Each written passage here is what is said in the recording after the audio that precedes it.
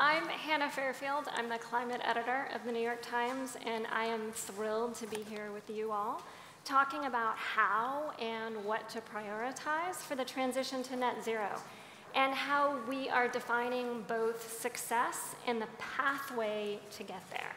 So I'd like to introduce the panelists right now, starting with Ani Dasgupta, the president and CEO of the World Resources Institute, and then Tassim Jaffrey, the director of the Center for Climate Justice, Glasgow Caledonian University, John Doerr, chair of Kleiner Perkins, Catherine Hayhoe, climate scientist and chief scientist at the Nature Conservancy. And then on screen joining us, we have Francesco Storese, the CEO of NL. Welcome, everybody. I am so glad that we are here today. Let's open by talking about where we are starting from, because we are not starting from scratch. And I'm excited really to hear from everyone today. It's a big panel. We've got a lot of time. But my first question is for Catherine, whose book titled Saving Us is full of optimism and hope. Catherine, what do you see in the transition to net zero that gives you optimism? And how do we build on the momentum? Well, first of all, I named the book Saving Us because the planet will be orbiting the sun long after we're gone. It is not the planet that's at stake. It is us and many other living things that share it with us. I called it Hope and Healing, though, because when we look around us, we realize that the giant boulder of climate action is not sitting at the bottom of an impossibly steep cliff with only a few hands on it. And if we add our hand, it won't even budge a millimeter. No, when we look around, we see that that giant boulder is already at the top of the cliff. It is already rolling down the hill in the right direction on the other side, and there are millions of hands on it already. We just need more. So my next question is for Ani. Tell me what is different today here in Glasgow at COP26 versus Paris. What has changed? I think it's actually quite different. It's not only just COP, what has happened to the world in this time. You can't avoid reading the newspaper this year, a whole year actually, without nature, where climate things are happening because of climate change, like natural things are happening all over the world, right? Last 2 years, we have had the most disastrous pandemic we are middle of, and the countries, because of that, there's economic recovery every country is thinking about. So the context where we are is very different. At the same time, there is optimism, I completely share with you, because even our own math shows, even 2 years back, we were heading to a 2.7, maybe 2.8 degrees. Even now, with what the commitments people have made that you were hearing, hopefully it'll be more positive, we would be at 2.4 or better. Our calculation shows all the commitments people have made, that is not part of the NDCs, but all the commitments in net zero, and we could be at 2.1 degrees world. So things are moving in the direction, not enough, I just want to underline, not enough. And the last thing I want to say, in the middle of this world where, during the vaccine distribution, I must say, world as a community didn't do that well. There's a lot of questioning of multilateralism. But this particular corner of multilateralism, where countries in Paris, as you said, came together and said, tell us what you're going to do as a country X, and 5 years later, come back and ratchet up your ambition. Most of the countries actually have done that, not all of them, most of them. So that's that process of coming together, egging each other up, increasing ambition, that is happening. So that is very positive. It's not happening fast enough. Hopefully we'll go there. But there is some optimism to be seen in the process that was set up in Paris. So something else that also is changing is market forces. Francesco, could you speak to how market forces have been changing, particularly in the private sector? Well, definitely, I subscribe to what Ali said. Perhaps not only the context has changed, but perhaps even more our perception of the context itself. I mean, how do we understand what's going on, I think? And the markets typically are a very plastic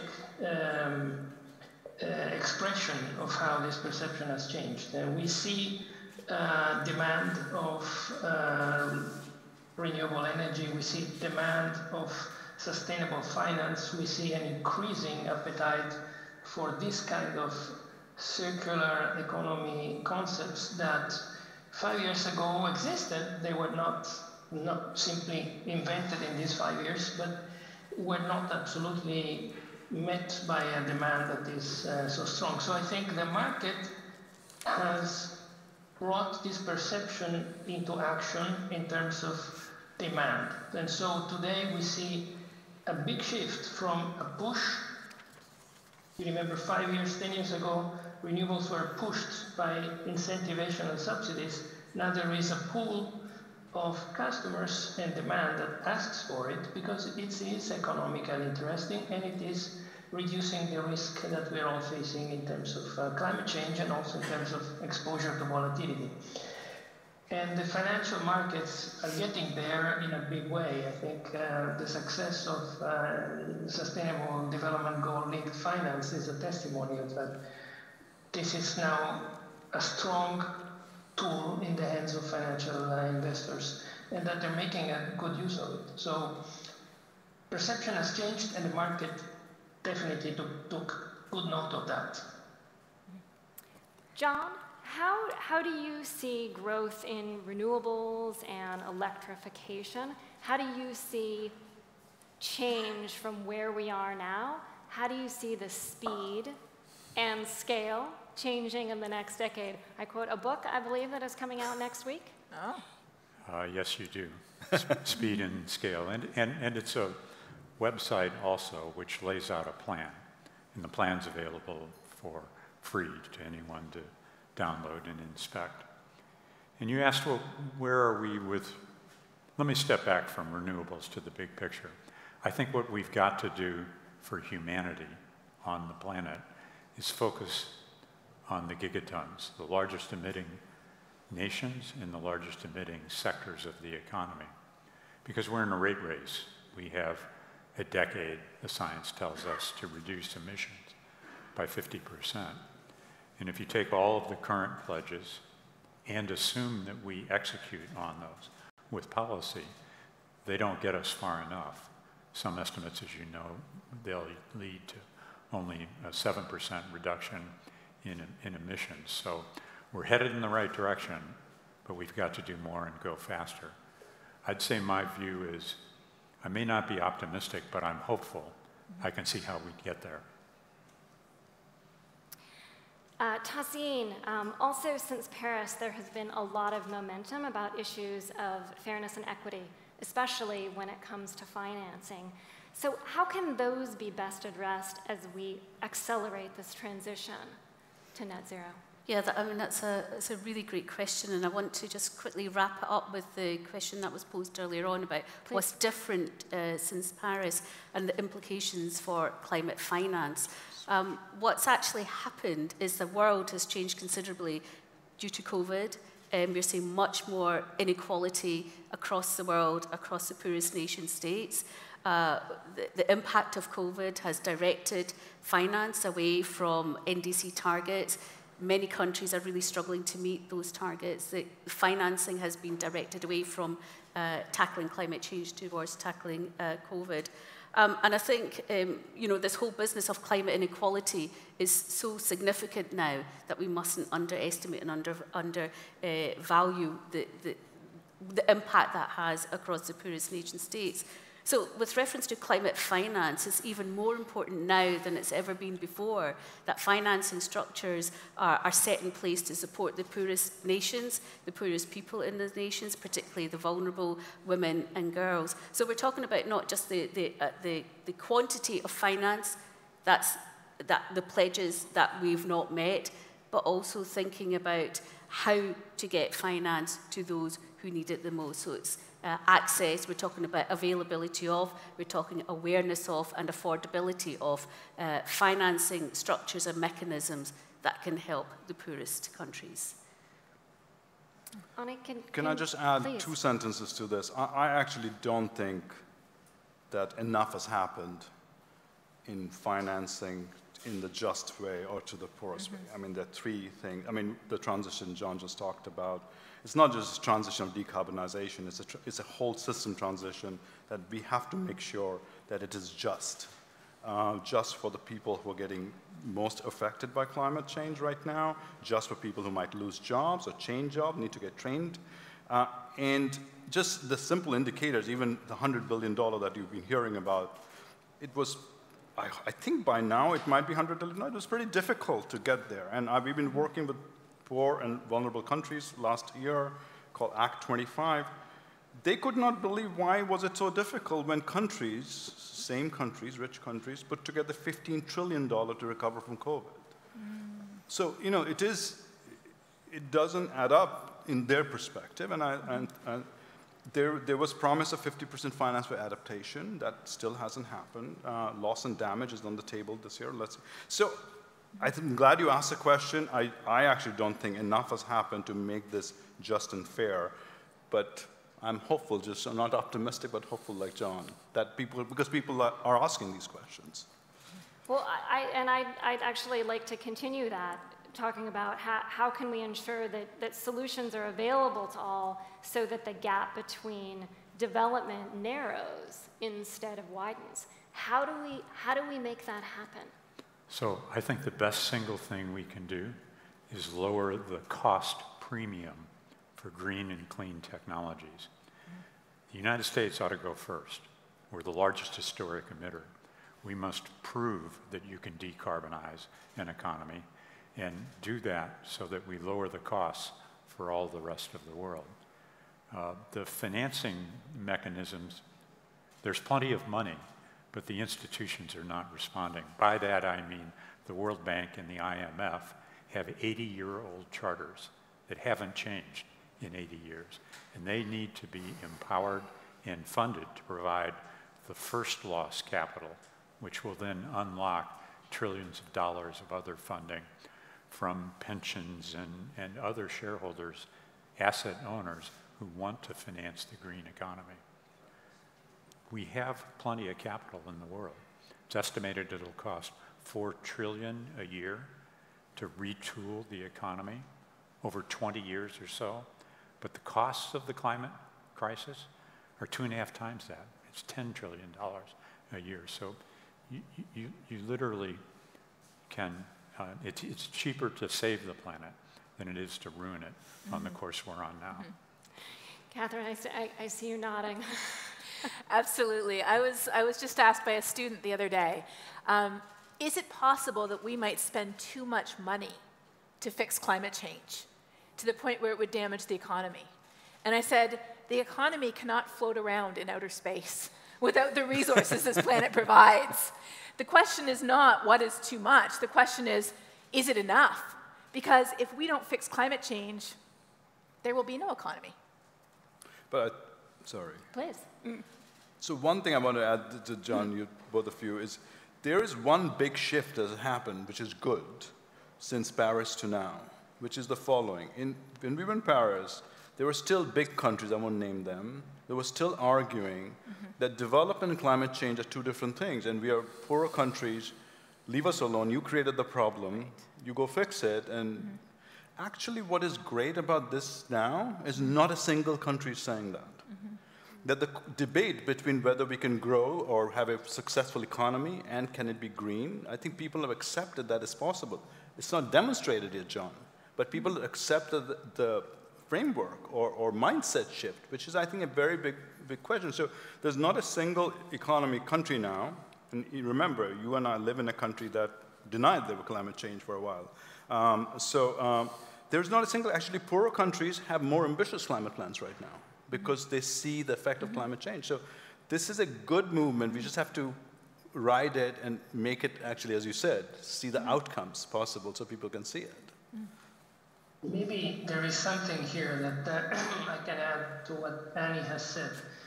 I think it is absolutely the case that what before was considered a trade-off between decarbonization or climate concern and economy is not anymore there.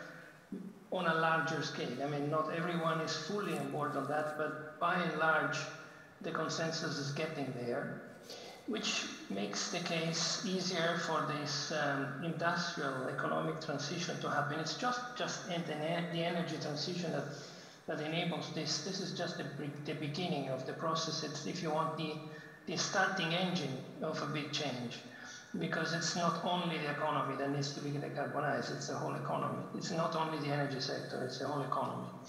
But the starting difference from this, between this transformation and the others that took place before, we had a lot of industrial transformations and technology-driven transformations in the past. They all inevitably brought about some kind of inequality within themselves. Those that benefited from that and those that were left aside or even damaged by the transition itself. Although it was perhaps, if you want, the digital transition is an example of it. If you want, there are many of these kind of things. In this case, not only we are conscious of the fact that there is a synergic effect between the decarbonization of our economy and the economy itself, but we are also concerned about the fact that this transition cannot happen with increasing inequalities around the world. So this is quite a unique feature this time. I think it's the only time that I can recall in history where people really have a chance to understand the dynamic before they happen. So I think it's a unique moment, and climate is a big tool for that. Climate is, if you want, a unifying force that will drive this message in a very powerful way if it is understood not just as a crisis, but as an opportunity to really move the planet forward. Yeah. If I could I comment? Please. Yeah, if I could just pick up from those remarks there. I think when we're talking about the whole just transition process, I think it's important that we move the debates and conversations that go beyond just decarbonising the energy sector. This is about a whole of society approach. It involves everybody, and that's where this issue of justice really comes in, because not everyone has that ability to adapt to and change behaviours so that we can, as much as they would like to, but because of lack of, because of affordability, perhaps even about awareness and education. And so there's a lot of work that needs to go on to get everyone on that journey and ensure that no one is left behind in this process. And that's where the real challenge is, making sure that everyone is part and parcel of the solutions, because you mentioned solutions. Solutions need to be driven from bottom up. It can't just be driven from policymakers. I wanted specifically to ask you about the equitability of health outcomes associated with climate. I think that is incredibly important, and I'd like to just take a moment to talk about how important that is as we move toward solutions. I mean, in terms of, in terms of health outcomes, the benefits of a healthier environment will benefit everyone in society. It's about improving health and well-being for all. Clean air will improve, the quality of our air will help those who are asthmatic, for example. And we were, in the UK, we had the first death of a 9-year-old in London who lived in a polluted corridor, and she came from the BAME community. It was the first recorded death due to asthma, an asthma attack because of polluting vehicles, right? And that strikes, that whole example was so powerful, it struck a chord with many people, because it's not just about health and well-being per se in terms of a strategic approach, but it's ensuring that the health and well-being of those who are particularly sort of left behind and minority groups. We need to make sure that those strategies benefit those who are on the front line of those climate being in those climate corridors is really, really important that we tackle and address those issues. We hear that in New York as well. You know, there's the poorest communities are living in the most polluted neighborhoods. So we need to be very clear as to our strategic vision and our approach, that what we want to do benefits and improves the health and well-being for all, but being really truly committed to that cause and not just words. This is a total system transformation. The thing that's most similar to it in our lifetimes is how the free world, or the Western world, mobilized to deal with the Axis threat of Nazis in World War II. The Western world stopped making automobiles, stopped making appliances, and devoted those factories to making aircraft, 286,000 aircraft in 4 years, battleships, and other tools so that democracy could survive. I want to compare that with what's on the agenda and possible in this clean energy revolution, because I think there's 3 really powerful equities we should strive for, we should measure and commit to. The first of those is health equity, and we ought to say that pollution-related mortality rates, disparities in those disappear by economic differences, by racial differences. Yeah. And we do that around the world. We should eliminate education equities. The world can afford to have universal education for boys, but especially for girls, by 2040. And finally, there's economic equity, so that the new jobs that are created, some 25 million in the next 8 years, are not inequitably distributed around the world. And this is not going to be some kind of green party. It's not kumbaya. This is total system transformation. So what I mean by that is there are going to be winners, there are going to be losers. The nations that commit early and grow the green economy, as China has with solar, are going to own those industries and will be the low-cost producer.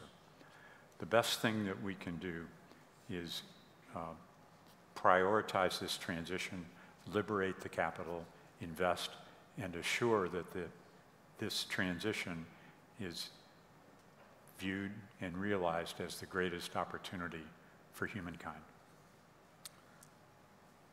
I can agree with you, John, that this is the greatest opportunity. I also want to underline that this transition is complicated and different in every country. Every country has a different starting point and different set of institutions. So to get to the equitable outcome, we need to be not only very intentional, but we need to be very country specific. So United States you talked about. Only thing I want to add to that is getting the transition right, rather than talking about decarbonization, which is what John just talked about as a whole economy approach, and understanding and helping. It's not decarbonizing energy, as you just heard. It's about the buildings, about automobiles, getting agriculture right. And we're talking about a set of governments which are financially constrained and capacity constrained. So how do you help to make this multivariable decisions? What do you do first? What do you do faster? And I think all of us, at least at WRI, we are very committed to this, is to actually be partner in this transition, because getting that right, I think it's not just needed, it is politically important. If we don't have countries that are successfully transitions and have good outcomes, good air quality for our communities, good air, water, walkable streets, then they won't elect people who need to have more ambitious climate policy. That cycle of changes without demonstrated outcomes, that is why we all need to focus on transition, John, but also it's not a global thing. We can't sit here and agree on a transition strategy. We have to have country specificity, and we have to help, I think, all of us in country-specific outcomes. Mm-hmm. And every country does have its own story. I'd like to look at a specific today, the news out today, about 23 different countries that are moving away from coal. Poland, Vietnam, Chile. You know, gas has been a transition fuel for many countries, including the United States, lowering the carbon footprint. But today's news about many countries moving away from coal What does that actually mean for these countries to shift? Are they going to move to a transition fuel, or are they going to move straight to renewables? How is that going to look? John? It depends on their plan. As you point out, every country is different. The IEA is really very clear. We've got to stop coal. And the faster we can stop coal, the better we'll be able to realize our equity agenda. Because the best thing we can do for humankind is to stop pouring 59 gigatons of emissions into the atmosphere as if it's some kind of free and open sewer. That's our #1 obligation. That means go for the gigatons, the biggest emitters, and have national specific enacted policies. I love pledges, I love goals, but the way to get this done is with enacted policy and plans. If I can interject here, I think these countries, they have their differences in terms of natural endowment and what they can or cannot do. But one of them, Chile, for example, we are very active there. They are basically switching to renewables altogether. They are a country that has been blessed by all kinds of renewable potential, so they will not switch to gas. They will go directly into renewables. And by the way, they have no gas. They have to import gas too from Argentina or from LNG sources around the world. So it depends very much on the country, let's say, nature itself. But all in all, I think switching out of coal as a fallback, having gas as a transient, requires a very careful planning. I totally agree with John. Countries need to be very clear about the end of the goal that they want to achieve, because locking yourself into gas for another 20, 30 years is not a solution going forward. It's just a prolonged agony for these systems. So I think planning is super important, considering a peculiarity of this transition that is quite new to planners. This is a front-loaded transition. I mean, this is a front-loaded investment curve which brings benefit over the years. So it's very different than the energy systems we had in the past. And that requires a big mindset change by planners, fiscal and financial authorities, because you need to bet a lot of money now in order to have benefits over the long term, not just diluting this effort over the years. And I like the parallel that John has made with the Second World War. This is a little bit like that. The Second World War was a huge financial effort, funded by bonds that the countries that won the war finally subscribed. The people of these countries did that. And I think it's something that needs to happen again.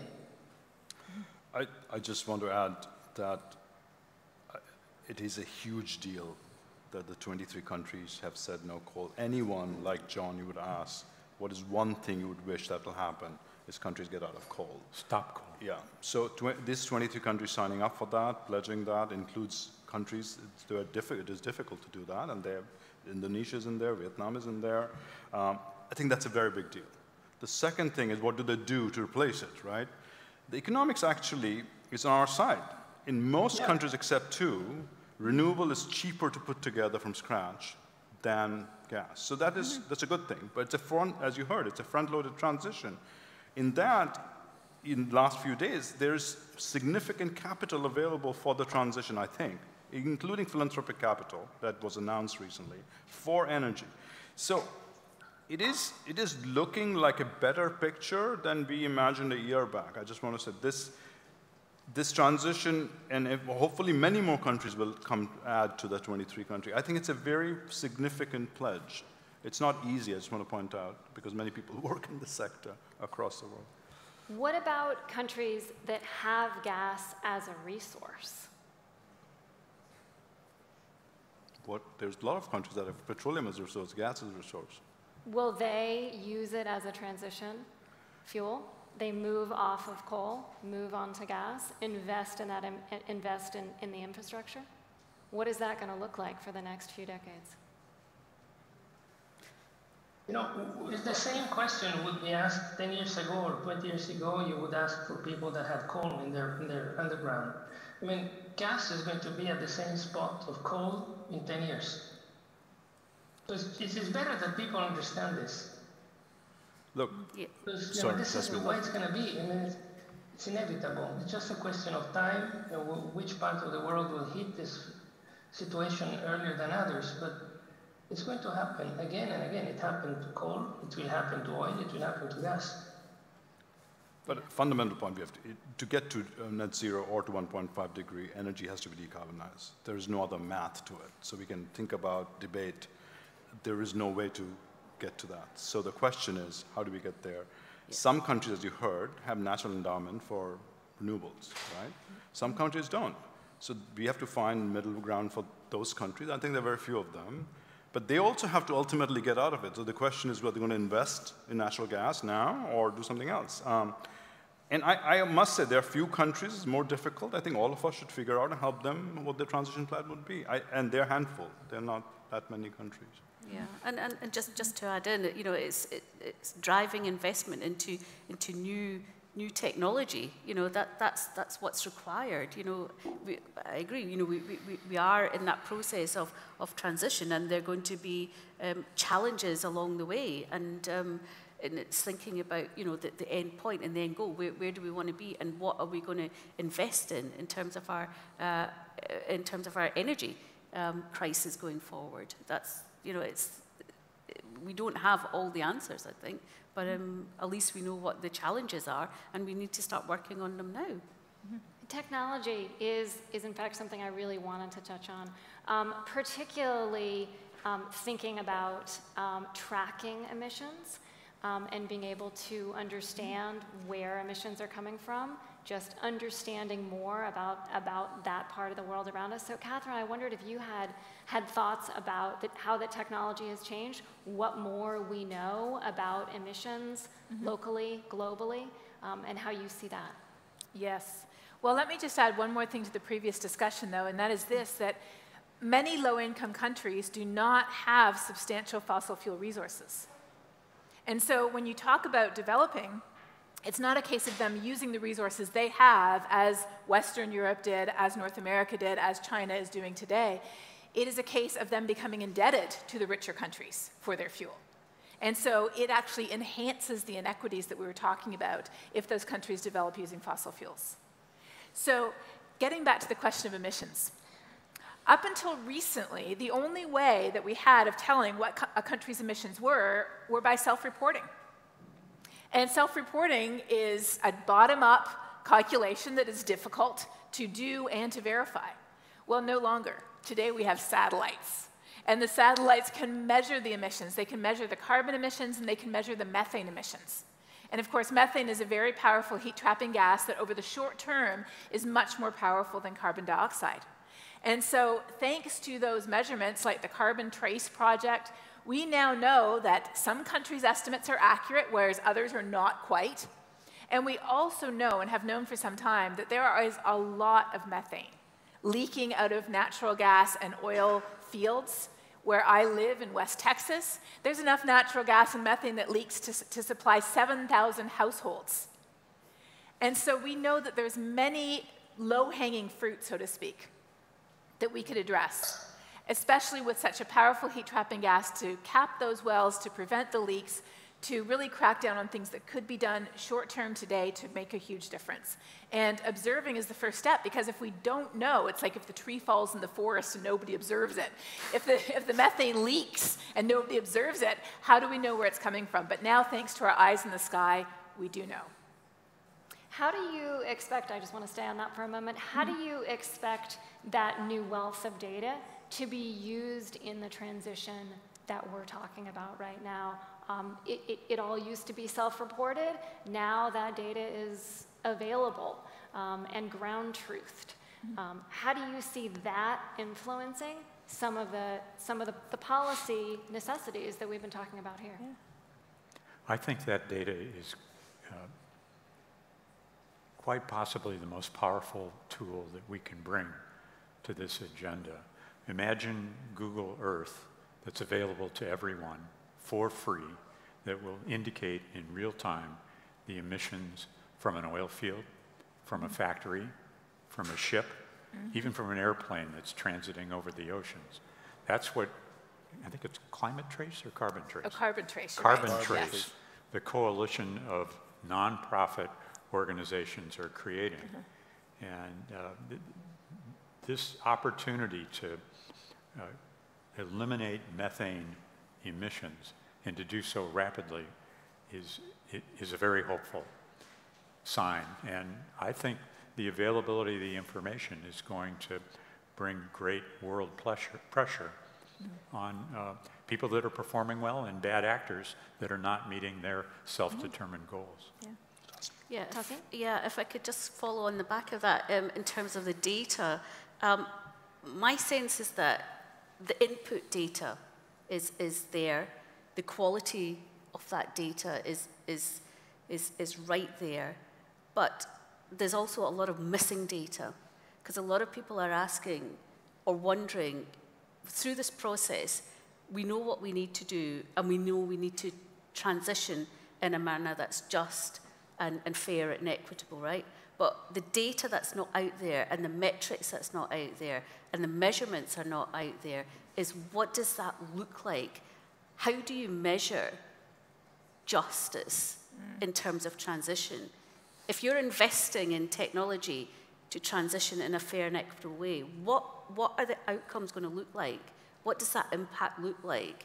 How can you track the difference it's made to people in society over the short and the medium and the long term? So in terms of data, the hard science data is there, but the quality of qualitative data and that social impact and the climate justice indicators, people are not looking at that.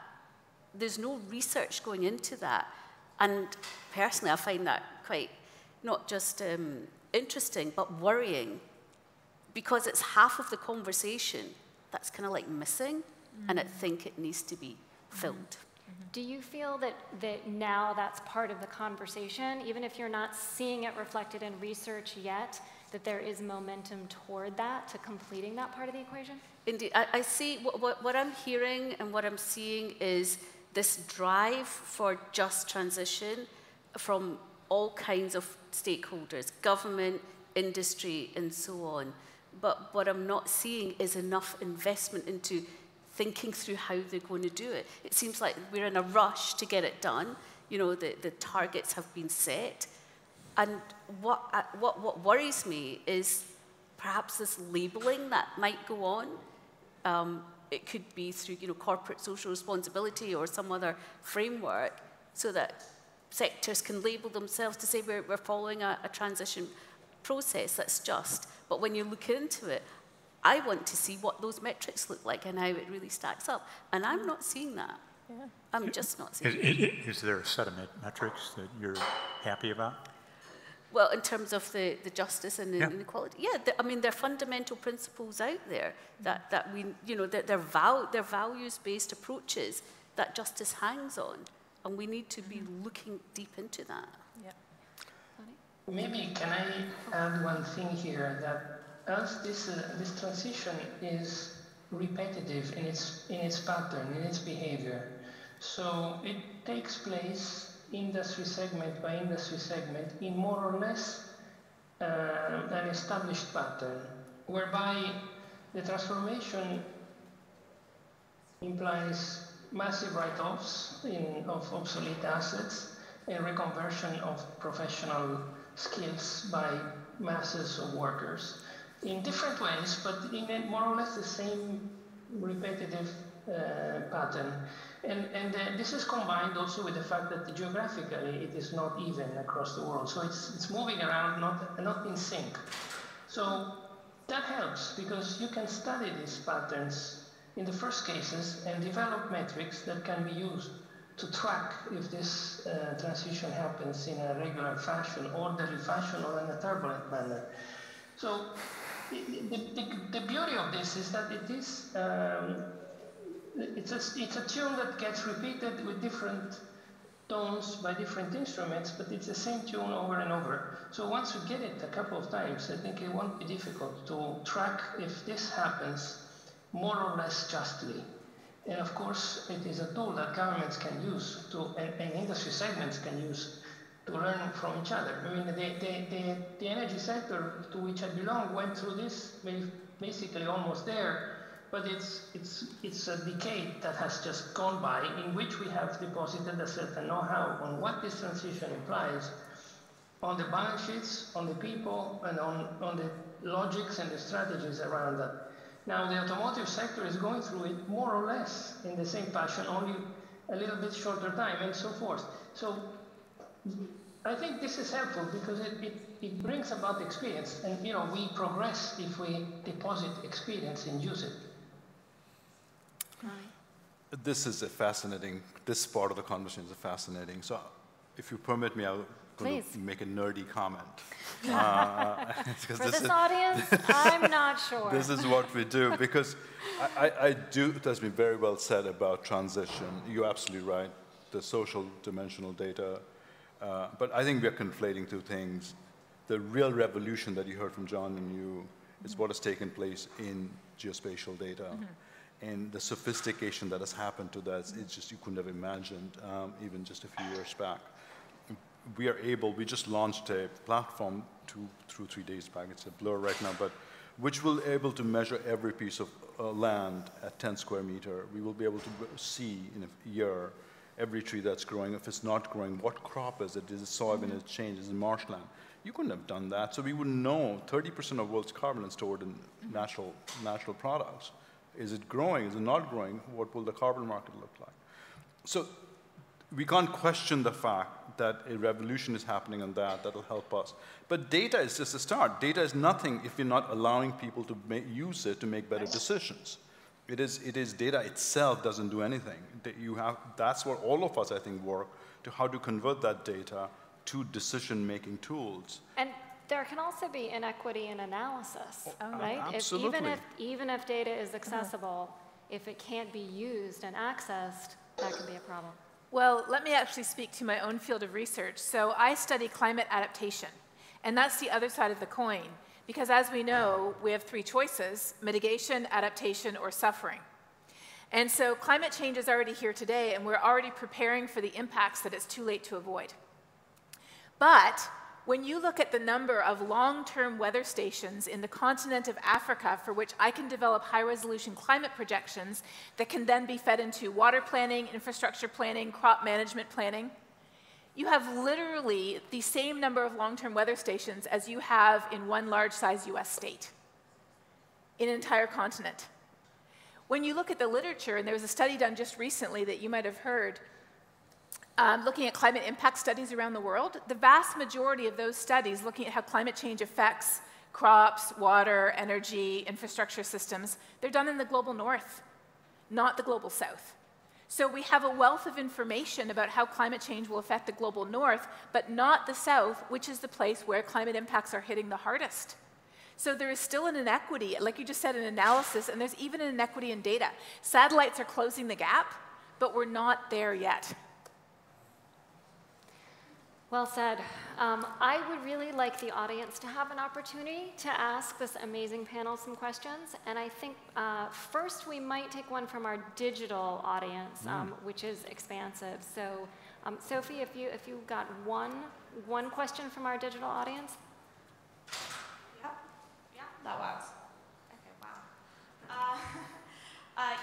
Well, you spoke a lot about data and data analysis and its importance in climate action.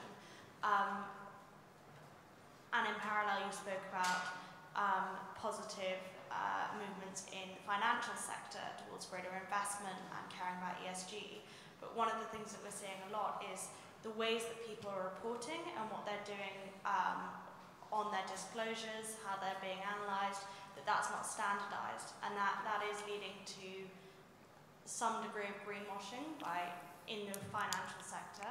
How do you combat that? How do you make sure that data is being analysed in a fair way and not just by the big players and those who are most able to analyse it in their own interests? It's a great question. So I'll step up to it. I think that transparency and access are the two ingredients that will make a data system be trustworthy and useful and complete in its coverage of the world. Exactly. This carbon trace development, which was just announced a month ago, I think is a really important initiative for which industry, ship makers, airplane operators are voluntarily submitting their data. I think that'll be the norm. That'll be what the planet expects. And I think the New York Times will help us get there. I appreciate. I would love to then open it up to the audience. So we've got a microphone here. Let's take the first hand that I saw was the man who just took his mask off. So please. Hi. Just state your name, please. I'm Aaron Cohen. Can you hear me? No.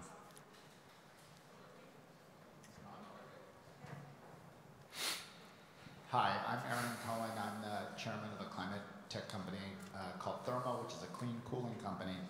But maybe more importantly for this conversation, I also teach the history of internet media at NYU, which I've been doing for 12 years. And John, this question goes to you, but I'm actually interested in hearing the whole panel on this as well. John, as you know, I mean, you are a seminal figure in digital media history, and you're also a pretty significant figure in the first green tech revolution and now the climate tech revolution. And I feel like we have to talk about how much wealth has been unlocked by the digital revolution, the trillions and trillions of dollars of wealth. And a comment like Larry Fink made this week, which is, you know, the next 1,000 unicorns will be climate tech companies. Few people have an ability to kind of think about that juxtaposition more than you. And I wonder if you could talk about that and why you are, as you started, hopeful but not necessarily optimistic, because that's not the John Doerr that I grew up with in the digital revolution. Well, let me give you some encouragement. I do believe that transitioning justly to the new clean energy economy is the greatest investment and moral opportunity of our lifetime. I think, if I can go to an extreme, that this climate transition has been underhyped. And I said that about the internet in the early days, that it had been underhyped. And by that I mean it's underestimated and it's underappreciated. It's the most important thing that we can be doing, that I can be doing with my good luck in my life and my remaining time here. And this doesn't turn on me. This turns on thousands and thousands of risk takers and entrepreneurs in the policy sector, in the social sector, in the technology sector, and most of all, our political leaders. Of all the sectors of the economy that are working on this problem, our policymakers are moving the slowest. That's where we need to make sure that we develop broad voter pressure for leaders who will make climate their top priority. Let me just close with one other datum for you. Pick just one market, the market for electric vehicle batteries. The estimates are that is $400 billion per year for 20 years to electrify the world's transportation fleet. I want to tell you that everything that Facebook and Google are fighting over, online ads in the US, is only $80 billion a year. Electric batteries is 5 times bigger than that, and that's a small part of the new clean energy economic revolution that we need to lead and deliver for the world. The clean energy economy has been underhyped. One more question in the back. It's a little hard to tell, but yep, you got it. Thanks for an interesting panel. My name's Luke. I'm here with the Youth Constituency and from Australia. I was wanting to pick up on a point made earlier about the first lost capital needed, and particularly the role of the World Bank and the IMF. And I'm wondering where, from your perspective, we're at in terms of the World Bank and the IMF plausibly taking on that role in the near future, and what the barriers might be to that. So the barriers, if you want me to handle that, the barriers will be in the charter organizations of the IMF and the World Bank, their funders amending their charter. But there were important and meaningful conversations and collaboration towards getting that done at this very COP. Honey? So I used to work at the World Bank for a long time. John, maybe you're right about the charter. I actually think they can do a lot without changing the charter. Really? Yes. At this point, the World Bank and all these banks together spend about maybe a little less than $300 billion a year. As we heard, there's a gap of $1.5 trillion from where we are, where we need to go. That has to come from private capital. So what this $300 billion can do is de-risk this capital, make that move faster. That is what needs to happen. And if this doesn't happen fast enough, I think actually the private capital is going to go and make this international multilateral banks irrelevant. I hope that doesn't happen. The indications are they're stepping up. IMF is doing a bit. And the indications are that these banks will play that role of de-risking this capital, because this $300 billion itself is not enough to do what we need to do. But it can be a very important catalytic capital to make the other capital flow. I mean, Larry Fink in your paper, wrote an op-ed exactly saying that. So I do think there's a possibility. John, it is important for them to change their charter for other reasons, but I think they can do what we're talking about without changing their charter. Because I don't think there's a question now between development versus climate change. If that was the case, they would have to. They were set up for development. The great opportunity here is to unlock the direct and indirect subsidies for the petroleum industry and the agricultural industry to get on board with, well, this is your field, climate-friendly agendas. If I can add, I would subscribe to what Annie said, and we work with the World Bank and the IFC in many parts of the world. And increasingly, their perception is that their role is the one of the icebreaker, or if you want, the risker of reference, so that then private capital can come in with a reduced or normalized perception of risk. And I think the time that they did that, it worked. It worked extremely well in Africa. It worked extremely well in other parts of the world. So I think, yes, the charter is important, but it's, I think their view of the role, that is not just the role of a subscriber of a loan. It's a different role. It's one of an enabler of a different risk profile. I think that's really their future, because again, I subscribe to what Annie said. If they don't do that, somebody else will step in and do it, and I think then at this point they will be marginalized. But the indications are that they are active in that. And as you heard from John, it's such a $400 billion market of batteries. Private sector is not going to sit around. Right? Yeah, absolutely. They're just going to go and do it. Yeah.